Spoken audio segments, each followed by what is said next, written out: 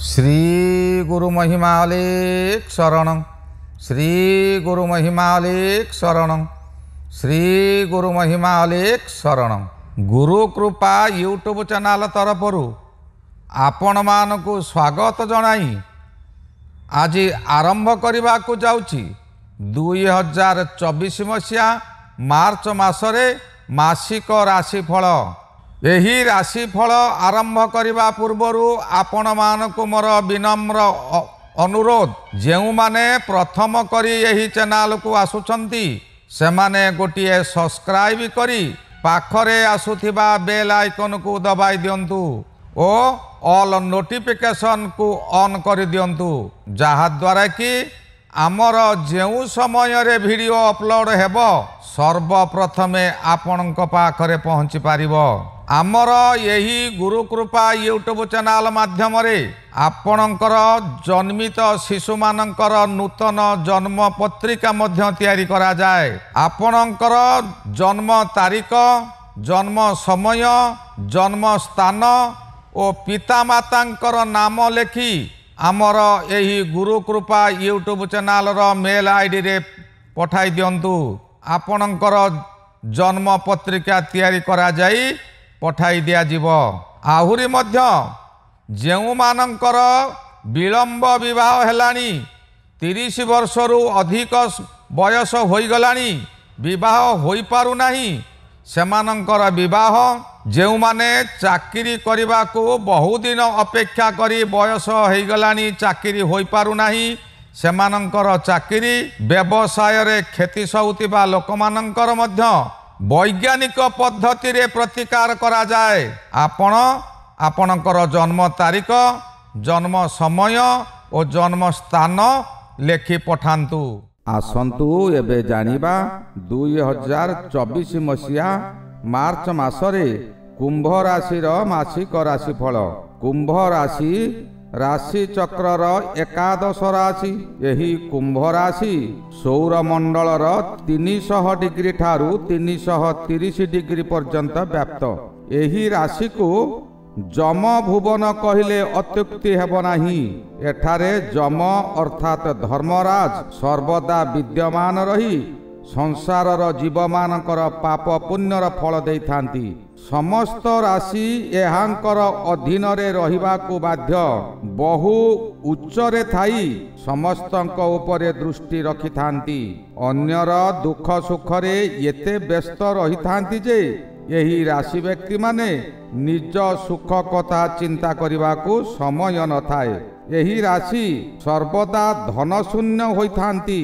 बहु कष्ट सह्य करि पारंती।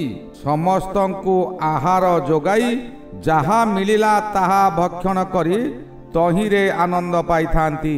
जे अन्याय अनीति कला तार चेर उपाड़िवा पर्यंत लागी जाई थांती। जेपरी धान क्षेत्र रे बालुंगा गोटिए रहिले परवर्ती समय रे अधिक बालुंगा हेबो बा से क्षेत्रटी बालुंगामय होई जीव जानी बालुंगा को खोजी खोजी ताकू मूलरू ओपाड़ी मारी दियंती। कथारे अछि मूलू माइले जीव सरी देवंक संगे किंपा कली।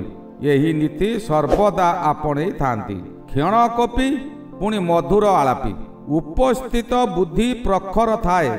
जे कोनोसी समय रे जे कोनोसी स्थान रे निज बुद्धि खटाई जितापट नियंती। भीम जेपरी प्रथम युद्ध रे हारी जाए किंतु द्वितीय बार युद्ध रे भयंकर शक्ति परम ब्रह्म ठारू प्राप्त होई ध्वंस करि पकाए, सेही परि एही कुंभ राशि व्यक्ति माने जेउ कार्य करिबा को चाहंती ताहा प्रथमरु मांदा हेबो ओ हारी जाई पारंती, किंतु परवर्ती समय रे सेही कार्य को मूलरू आरंभ करी शेष पर्यंत जाई जितापट नहीं जाती। आहुरी मध्य कुंभ राशि व्यक्ति माने जने सुपकार जहा हेउ जेपरी हेउ अकटा अबटा मध्य रंधन करी अल्प समय रे परसी दियंती। जेपरी भीम विराट राजांकर सुपकार होई रहिथिले। एते भल गुण थाई मध्य खराब गुण हैला निद्रालु ଓ ଦିବାନିଦ୍ରା ଅଧିକ ଥାଏ। ମାନ୍ଦା କାର୍ଯ୍ୟ, ପ୍ରତ୍ୟେକ କାର୍ଯ୍ୟରେ ମାନ୍ଦା ଓ କାମାତୁରା ହୋଇଥାନ୍ତି। ନାରୀ ହୋଇଥିଲେ ପୁରୁଷକୁ ଓ ପୁରୁଷ ହୋଇଥିଲେ ନାରୀମାନଙ୍କୁ ଆକର୍ଷିତ କରିଥାନ୍ତି। ଏହି ରାଶିର ପ୍ରଥମ ନକ୍ଷତ୍ର ହେଲା ଧନିଷ୍ଠା ନକ୍ଷତ୍ର। ଧନିଷ୍ଠା ନକ୍ଷତ୍ର ମଙ୍ଗଳ ମହାଦଶାର ନକ୍ଷତ୍ର ଓ ଏହା ସିଂହ ବର୍ଗ। ଏ ସିଂହ ହେଲା ପୁରୁଷ ସିଂହ ବର୍ଗ। ସର୍ବଦା ନିଜକୁ ଶକ୍ତିଶାଳୀ ଭାବିଥାଏ। ନିଜ ଶକ୍ତି ବଳରେ ପାଖ ବ୍ୟକ୍ତିମାନଙ୍କୁ ଆୟତରେ ରଖିଥାନ୍ତି। ମଙ୍ଗଳ ଗ୍ରହର ନକ୍ଷତ୍ର ହୋଇଥିବାରୁ ପ୍ରବଳ କ୍ରୋଧୀ। ଏମାନେ ଧୀର ସ୍ଥିର ରହିପାରନ୍ତି ନାହିଁ। ଉଚ୍ଚ ସ୍ୱରରେ ସର୍ବଦା କଥାବାର୍ତ୍ତା କରନ୍ତି। ରାଗରେ ତମ ହେଉଥାନ୍ତି। ନିଜ ପରିବାର କିମ୍ବା ସନ୍ତାନ ଉପରେ କୌଣସି ବିପଦ ଆଣିବାକୁ ଦିଅନ୍ତି ନାହିଁ। ସନ୍ତାନ ବତ୍ସଳ, ସର୍ବଦା ସନ୍ତାନମାନଙ୍କୁ ସ୍ନେହ କରନ୍ତି। ଦ୍ୱିତୀୟ ନକ୍ଷତ୍ରଟି ହେଲା ଶତଭିଷା ନକ୍ଷତ୍ର। ଏହି ଶତଭିଷା ନକ୍ଷତ୍ର ଦାନବଗଣ ହୋଇଥିବା ସ୍ଥଳେ ଏହା ସ୍ତ୍ରୀଲିଙ୍ଗ ଘୋଡ଼ା। ଏମାନେ ପରିଶ୍ରମ କମ କରନ୍ତି କିନ୍ତୁ ଧର୍ମ କାର୍ଯ୍ୟ ଅଧିକ କରନ୍ତି। ନିଜ ବୁଦ୍ଧି ବିବେକ ଖଟାଇ କାମ କରିନିଅନ୍ତି। ରାହୁ ମହାଦଶାର ନକ୍ଷତ୍ର ହୋଇଥିବାରୁ ଯେକୌଣସି କାର୍ଯ୍ୟକୁ ଶକ୍ତି ଖଟାଇ ଆୟତ କରିପାରନ୍ତି। ଏମାନେ ଗୋଟିଏ ସ୍ଥାନରେ ରହି ଅନେକ ଗୋଟାଏ କାର୍ଯ୍ୟ କରି ନିଜର ଶକ୍ତି ପ୍ରଦର୍ଶନ ଦେଖାଇ ପାରନ୍ତି। କୁମ୍ଭ ରାଶି, ଏହି ଶତଭିଷା କୁମ୍ଭ ରାଶି ବ୍ୟକ୍ତି ତାଙ୍କ ଜୀବନ କାଳ ମଧ୍ୟରେ ବହୁ ଯାନବାହନ ଖର୍ଦି କରିପାରନ୍ତି। ଜମି ଜମାର କେସ୍ ଜୀବନ ସାରା ମୀମାଂସା ହୋଇନଥାଏ। ନିର୍ଭୀକ ହିସାବରେ ବିଚରଣ କରୁଥାନ୍ତି। ଶେଷ ନକ୍ଷତ୍ରଟି ହେଲା ପୂର୍ବ ଭାଦ୍ର ନକ୍ଷତ୍ର। ଏହି ନକ୍ଷତ୍ରର ଅଧିପତି ବୃହସ୍ପତି ମହାଗ୍ରହ ଓ ରାଶି ଅଧିପତି ହେଲେ ଶନି। ଶନି ଓ ବୃହସ୍ପତି ଏହି ପୂର୍ବ ଭାଦ୍ର ନକ୍ଷତ୍ର କୁମ୍ଭ ରାଶିରେ ଏକତ୍ର ହେଉଥିବାରୁ ଏହା ଏକ ଗୁରୁ ସୌରୀ ଯୋଗରେ ଶୁଭ ଫଳ ଦେଇପାରନ୍ତି। ଅଳ୍ପ ବିଦ୍ୟାବନ୍ତ କିନ୍ତୁ ଜ୍ଞାନୀ ହୋଇଥାନ୍ତି। ଉପସ୍ଥିତ ବୁଦ୍ଧି ଅତିମାତ୍ରାରେ ଥିବାରୁ ପ୍ରତ୍ୟେକ ସ୍ଥାନରେ ପ୍ରତ୍ୟେକ କାର୍ଯ୍ୟରେ ଏମାନେ ଜୟ ଲାଭ କରନ୍ତି। ଏମାନଙ୍କର କଥା କହିବାର ଶୈଳୀ ଏପରି ଥାଏ ଯେ କେହି ଏମାନଙ୍କ କଥାରେ ବଶୀଭୂତ ହୋଇପାରିବ। ବଡ଼ ବଡ଼ ଅଫିସର ମାନଙ୍କ ନିକଟରେ ଏମାନେ ପ୍ରିୟ ପାତ୍ର ହୋଇପାରନ୍ତି। ଯେକୌଣସି କାର୍ଯ୍ୟରେ ହାତ ଦିଅନ୍ତି ସେଥିରେ ଏମାନେ ଜୟ ଲାଭ କରନ୍ତି କିନ୍ତୁ ବିଳମ୍ବରେ ହୋଇଥାଏ ଓ ସୁଦୃଢ଼ ହୋଇଥାଏ। ଅନ୍ୟାୟ ଅନୀତିକୁ ସର୍ବଦା ଘୃଣା କରନ୍ତି। ନିଜେ ସତରେ ରହି ଅନ୍ୟମାନଙ୍କୁ ସେହି ପଥରେ ପଥିକ କରାନ୍ତି। ଯିଏ ଅମାନିଆ ହେଲା ତାକୁ କଳେ ବଳେ କୌଶଳେ ତଳି ତଳାନ୍ତ କରିଦିଅନ୍ତି। ଏହା ହେଉଛି ପୁରୁଷ ସିଂହ, ବଣର ରାଜା। ସମସ୍ତେ ଏମାନଙ୍କର ବଶୀଭୂତ ହେବାକୁ ବାଧ୍ୟ। ବୃହସ୍ପତି ଗ୍ରହର ନକ୍ଷତ୍ର ହୋଇଥିବାରୁ ମନରେ ଦୟା ଧର୍ମ ଥାଏ।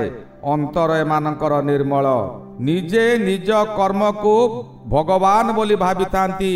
ଯେପରି କଥାର ଅଛି ୱାର୍କ ଇଜ୍ ଗଡ୍, ସେହିପରି ଏମାନେ କର୍ମକୁ ଭଗବାନ ବୋଲି ଭାବିଥାନ୍ତି। ଏହି କୁମ୍ଭ ରାଶିର ଶୁଭ ଅଙ୍କ ହେଲା 1, 3, 7 ଓ 9। ଶୁଭ ବାର ବୁଧବାର, ଶୁକ୍ରବାର, ଶନିବାର। ଶୁଭ ଗ୍ରହ ବୁଧ ଗ୍ରହ, ଶୁକ୍ର ଗ୍ରହ ଓ ଶନି ଗ୍ରହ। କୁମ୍ଭ ରାଶି ବ୍ୟକ୍ତିମାନଙ୍କ ସହିତ ବୃଷ ଲଗ୍ନ ବ୍ୟକ୍ତି, ସିଂହ ଲଗ୍ନ ବ୍ୟକ୍ତି, ମକର ଲଗ୍ନ ବ୍ୟକ୍ତି ଓ ମୀନ ଲଗ୍ନ ବ୍ୟକ୍ତିଙ୍କ ସହିତ ମିତ୍ରତା ହୁଏ। ଏହି କୁମ୍ଭ ରାଶିର ଘାତ ଚନ୍ଦ୍ର, ଯାହାକି ସମସ୍ତ ରାଶି ପକ୍ଷେ ଏକାଦଶ ଚନ୍ଦ୍ର ଶୁଭ ହୁଏ, କିନ୍ତୁ ଏହି କୁମ୍ଭ ରାଶି ପକ୍ଷେ ସେହି ଏକାଦଶ ଚନ୍ଦ୍ର ହେଉଛି ଘାତ ଚନ୍ଦ୍ର। ଏଣୁ କୁମ୍ଭ ରାଶିରେ ଘାତ ଚନ୍ଦ୍ର ଅଧିକ ଅଶୁଭ ଫଳ ଦିଅନ୍ତି ନାହିଁ। ଘାତ ବାର ଗୁରୁବାର। ପ୍ରତ୍ୟେକ ଚୈତ୍ର ମାସରେ କିଛି ନା କିଛି ଅଶୁଭ କାର୍ଯ୍ୟ ହୁଏ। ଘାତ ଲଗ୍ନ କନ୍ୟା, ଘାତ ନକ୍ଷତ୍ର ଆଦ୍ରା ଓ ଘାତ ତିଥି ଚତୁର୍ଥୀ ତିଥି। ରବି, ଚନ୍ଦ୍ର, ମଙ୍ଗଳ ଏହି 3 ଗୋଟି ଗ୍ରହ କୁମ୍ଭ ରାଶି ସକାଶେ ଘାତ ଗ୍ରହ। କୁମ୍ଭ ରାଶି ସକାଶେ ମେଷ ରାଶି ଓ ବିଛା ରାଶି କୌଣସି ସମୟରେ ପଡ଼ିବ ନାହିଁ। ରବି ମାସ ଆରମ୍ଭରୁ ଜନ୍ମରେ ରହି 18 ତାରିଖ ଠାରୁ ଦ୍ୱିତୀୟରେ ଯିବେ, ଅଶୁଭ ଫଳ ମିଳିବ।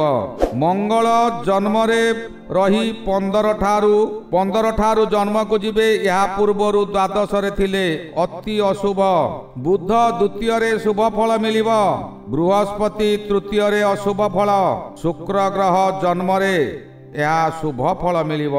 ଶନି ଜନ୍ମରେ ଅଶୁଭ ଦେବେ। ରାହୁ ଦ୍ୱିତୀୟରେ ଅତି ବ୍ୟୟ କରାଇବ, ଯାହାକି ଆପଣଙ୍କର କଳ୍ପନା ବି ନଥିବ। କେତୁ ଅଷ୍ଟମରେ ପ୍ରତ୍ୟେକ ସ୍ଥାନରେ ଆପଣଙ୍କୁ ଅପମାନ ଦିଆ କରାଇବ। ରବି ମହାଗ୍ରହ ଆପଣଙ୍କର ଜନ୍ମରେ ରହି ଆପଣଙ୍କର ମନକୁ ସର୍ବଦା ଅଶାନ୍ତି କରିବ। ଆପଣ ପୂର୍ବରୁ ଯେଉଁ କର୍ମ କରିବାକୁ ଭାବିଥିଲେ ତାହା କରି ନ ପାରି ମନ ମଧ୍ୟରେ ଅତ୍ୟଧିକ କ୍ରୋଧ ଜାତ ହେବ। ଆପଣ ଭୟାତୁର ହୋଇ ଏହି ମାସ ସାରା କଷ୍ଟ ଭୋଗିବେ। ସର୍ବଦା ମନରେ ଏକ ଭୟ ଆସିବ ଯେ କଣ ଗୋଟାଏ ଆଗକୁ ହେବ। ଦୁଃଖ କଷ୍ଟ ଆପଣଙ୍କର ପିଛା ଛାଡ଼ିବ ନାହିଁ। ଆପଣ ବହୁ ସ୍ଥାନ ଭ୍ରମଣ କରିବେ, ଅଯଥାରେ ବହୁ ଅର୍ଥ ବ୍ୟୟ କରିବେ। ଦିନକୁ ଦିନ ଆପଣଙ୍କର ଅବନତି ହେବ।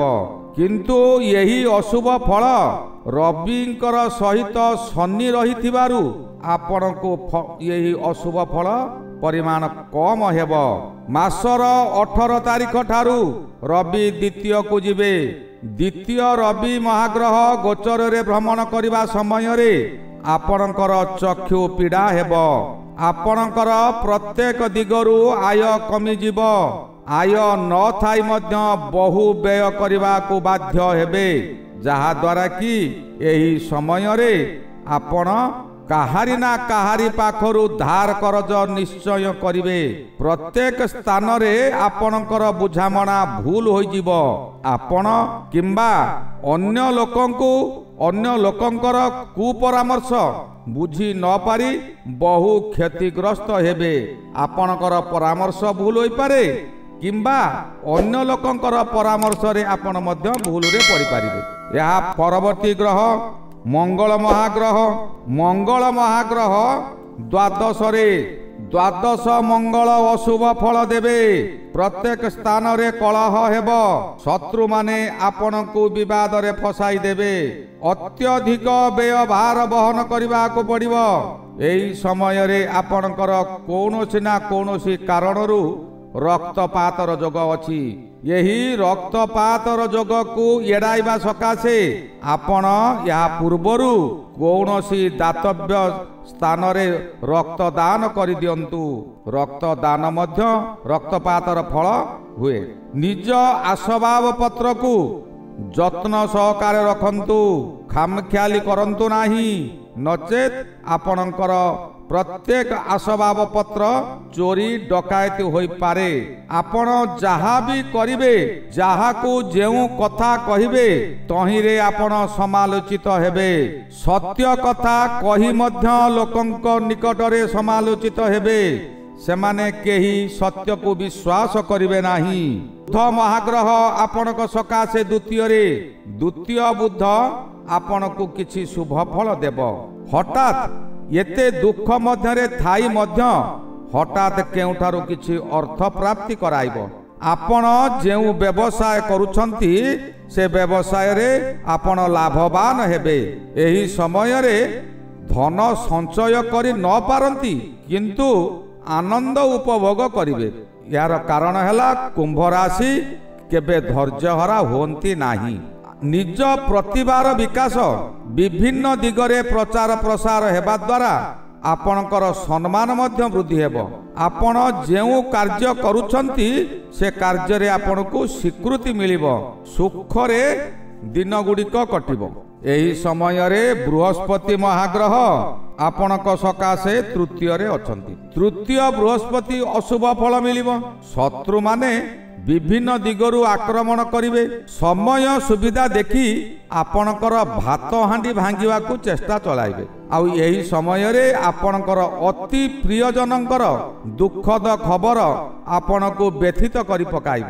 ବ୍ୟବସାୟ କ୍ଷେତ୍ରରେ ଆପଣଙ୍କର ବହୁ ବାଧା ସୃଷ୍ଟି ହେବ। ଶରୀର ରୋଗଗ୍ରସ୍ତ ହେବ। ଆପଣ जदि व्यवसाय करुथांती आपणकर व्यवसाय फार्म रे कर्मचारी माने आपणक विरुद्ध रे जिबे आपण उच्च आसन रु नीच आसन को खसी आसीबे। बुध जेपरी कुंभ राशि को शुभ फल देउथिले शुक्र मध्य शुभ फल देबे। शुक्र ग्रह हेला एक शौकीनी ग्रह, से जहा बुझिबे ताहा करिबे। कथारे कहिछि एक आख्या शुक्र। से शुभ समय रे शुभ फल को अति मात्रा रे दियंती और अशुभ समय रे अशुभ फल को अति मात्रा रे दियंती। शुक्र महाग्रह जन्म रे रहिचंती आपण को नूतन पोशाक नूतन गहना व्यवहार करेबा को सुजोग देव। यही समय रे आपण समस्त प्रकार सुख पाइबे। नूतन प्रकार सुमिष्ट खाद्य प्रस्तुत करी गृह मध्य रे भोजन करिवे। रात्रि समय रे आपणकर सुख निद्रा हेब। एही समय रे प्रेम संपर्क वृद्धि हेब। शनि महाग्रह जन्म शनि बहु अशुभ फल दियंती, किंतु कथारे अछि जन्म शनि सिना कला कना बुलाए, किंतु या कुंभ राशि रे शनि कुंभा जोग सृष्टि करुछि ओ रविंक सहित मध्य रहिचंती। 18 तारीख पर्यंत रविंक सहित रहितिबारु शनि एठारे अशुभ परिवर्तने शुभ फल देबे। आपणकर व्यवसाय रे उन्नति कराइबे। आपण को सत मार्ग रे नेबे। धर्म कार्य रे आपण मन देबे, किंतु यही समय रे आपण एते कार्य व्यस्तता मध्य रे रहिबे जे निज खाद्यर अभाव बेसी परिलक्षित हेब।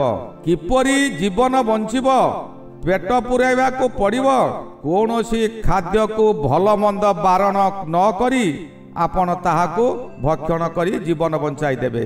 यही समय रे आपण कौनसी श्राद्ध कार्य रे योगदान करि पारंती। मृत्यु संवाद पाई दुख जातना भोगिबे। राहु महाग्रह आपणकर द्वितीय रे राहु रहिले अति व्यय कराए। या हेउची धन घर, पारिवारिक अशांति आनी दिए। यह एक परिवार घर मध्य प्रत्येक कार्य रे बाधा आनी थाए। आपण बहु समालोचनार शिकार हेबे। एही समय रे केतु ग्रह अष्टम रे रही अशुभ स्थिति रे रही अशांति कराइबे और अपमान रे जर्जरित कराइबे। कौनसी आत्मीय स्वजनक मृत्यु खबर पाई आपण भांगी पड़िबे। एही समय रे आपणकर आर्थिक संकट अधिक हेब। एही गला 2024 मसीहा मार्च मासरे कुंभ राशि मासिक राशि फल। यार परवर्ती राशि मीन राशि सकाशे आगामी अध्याय रे आलोचना करा जिवो। श्री गुरु महिमा अलेख शरण।